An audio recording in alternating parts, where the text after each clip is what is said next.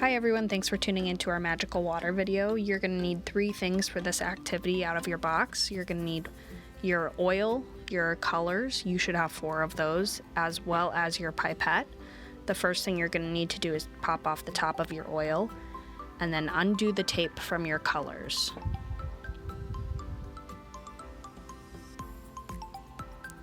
Once you have your tape undone, you should be able to just pop off that top and then get your pipette ready to use. So what you're going to need to do with your pipette is squeeze the top and then stick it in your water. So you're going to squeeze the top and stick it in and let go.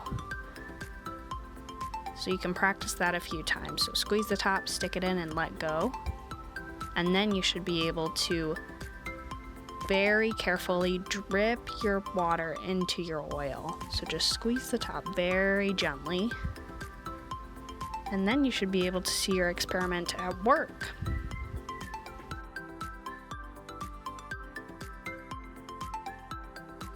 So once you have the hang of using your pipette, you can open up your different colors and try it a few different times. If you run out of color and you want to make some more, it's just food coloring and water. The science behind this experiment is about density. So which do you think is more dense, the water or the oil? When we drop our water in, it sinks to the bottom, right? So that means that our water is more dense than our oil. I hope you guys all enjoyed the magical water experiment. I know when I was doing it, I really liked seeing all the different colors in the oil.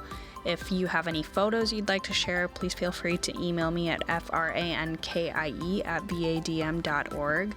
You can also email me with any questions you have about the experiment. I would be happy to answer any of them.